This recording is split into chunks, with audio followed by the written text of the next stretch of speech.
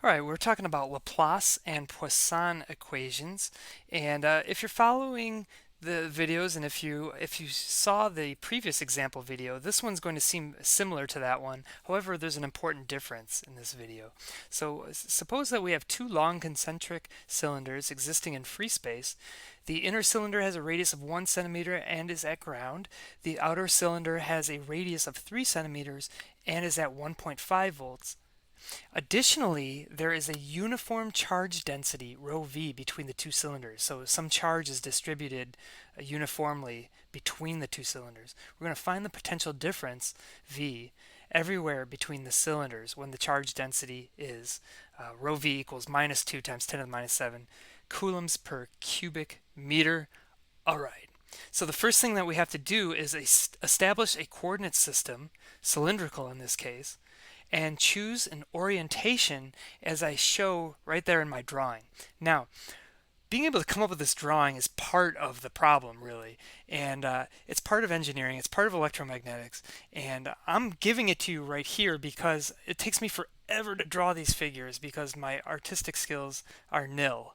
Okay, but you need to be, it's kind of cheating for me to give that to you. You need to be able to draw this on your own.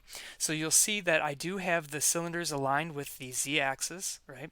And I've got the outer cylinder at 1.5 volts and the inner cylinder is grounded.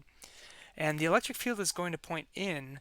It's going to go from positive 1.5 volts to 0, right, in the direction from positive to negative voltage. Okay, so we need Poisson's equation here. We need the Laplacian of V is equal to the negative charge distribution over epsilon 0. So why do we need the Poisson equation versus the Laplace? And that's because we have charge distribution between the two cylinders. So I need the negative rho v over epsilon 0. And I'm told that it's in free space, which is why I'm using epsilon 0 here. If it was a dielectric material in there, then I need to take that into account in the denominator using the relative permittivity of that dielectric material. So now, how are we going to reduce the Laplacian? Well, of course, the voltage changes with rho, because as rho goes from 1.5, as rho goes from 3 centimeters, we're at 1.5 volts, and then to 1 centimeter, we're at 0 volts. So certainly there's a variation in rho. However, imagine being inside the two cylinders and walking the phi direction around the cylinders. Everything would look the same to you. There's no variation with respect to phi.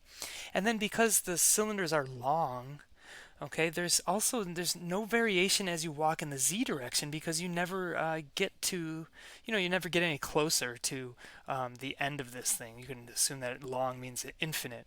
So the only variation here is in the rho direction. So we need to remember what our Laplacian operator looks like in cylindrical coordinates, particularly in the rho direction. Or we need to have it, written down on our formula sheets or bookmarked in our books or what have you. So this reduces then to 1 over rho times d rho dv d rho. That's the Laplacian operator in cylindrical coordinates when the only variation is in rho. So this is the thing we have to solve for. So what I can do is multiply by rho, okay, no big deal there. And we're going to try to keep our rho's and our rho v's straight, right?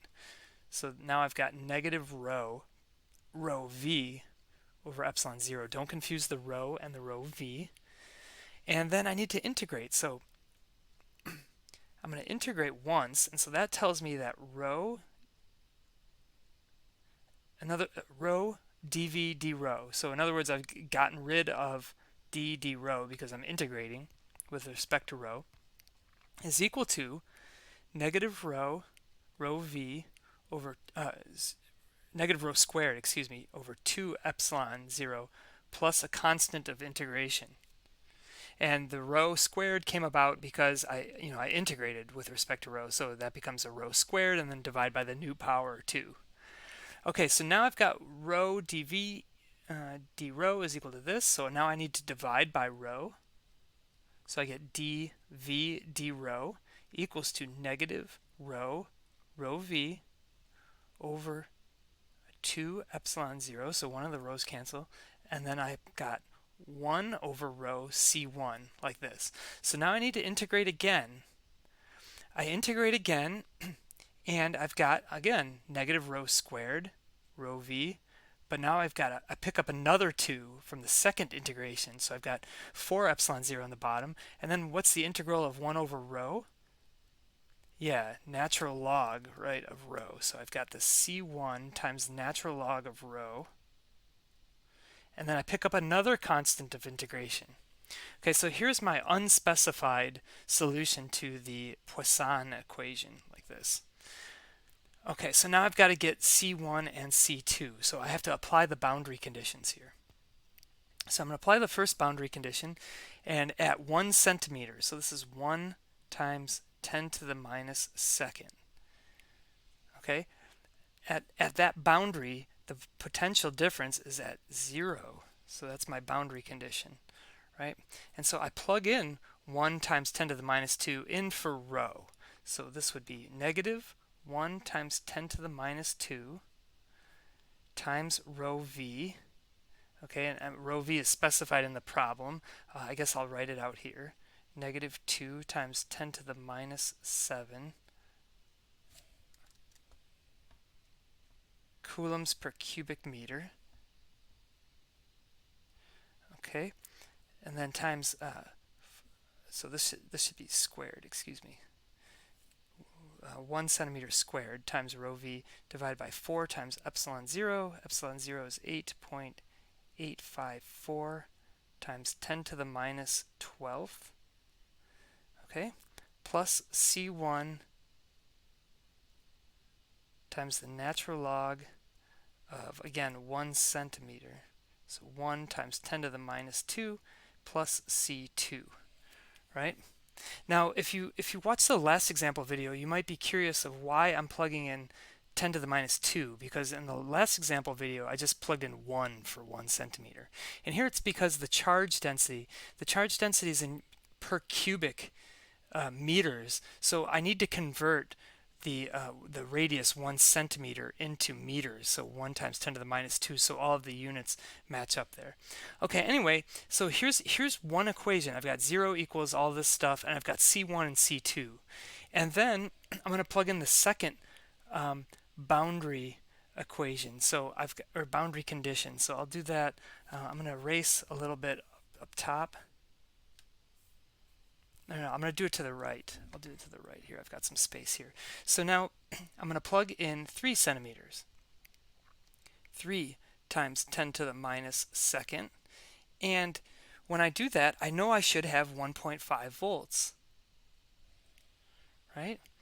I know I should have 1.5 volts. And so that is equal to, okay, so what do I get when I plug in 3 centimeters? Well, it's the same thing here, right? Just changing the 1 to a 3.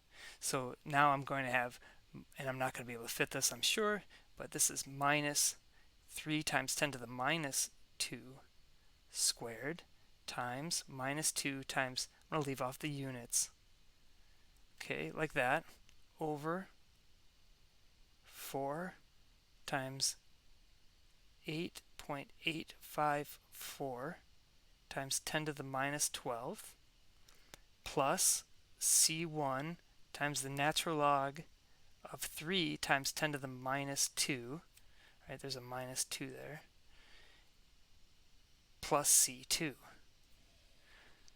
Okay, so here's our second equation, right? So we have 2 equations with 2 unknowns because we have 2 boundaries.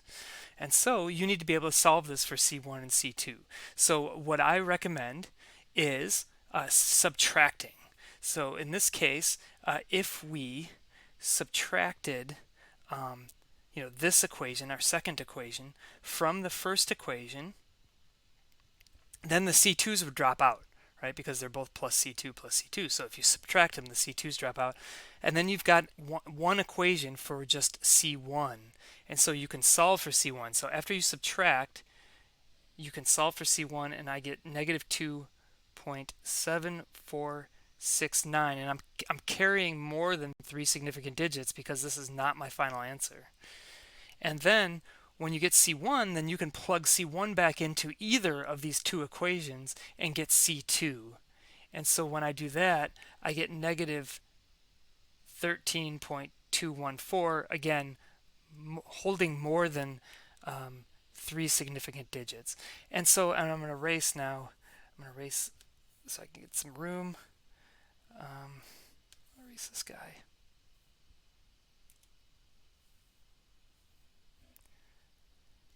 Okay, and so now my solution is the following then. V is equal to 2 times 10. My pen is not cooperating very well today. 2 times 10 to the minus 7 times rho squared over 4 epsilon 0. Okay, so where did that come from? Well, again, that's this guy. This is the charge density, negative 2 times 10 to the minus 7 times rho squared over 4 epsilon 0. Okay, you could plug in epsilon 0 there if you wanted to. Plus C1. Well, C1 is this thing. So now I'm going to just hold 3 significant digits. Natural log of rho, right? Then plus C2, C2 is this thing, minus 13.2. And this is it. This is the potential difference everywhere between the cylinders. Okay? And so I want to say that that's the answer. But I want to continue a little further, and I want to show you how you can check your guess. Or not guess, I guess, how you can check your work. So one thing you can do to check, your calculations and everything is plug in rho equals 1 centimeter. What should you get when you plug in rho equals 1 centimeter? Hopefully you said 0, because at 1 centimeter we're at 0 volts. And you might not get exact 0 because we did some rounding here, but you should plug in that and you should get something close to 0. And then plug in rho equals 3 centimeters, and what should you get? You should get 1.5, or approximately 1.5 volts. And everything in between then, 1 and 3 centimeters, tells you, again, how the voltage is changing between those two concentric cylinders.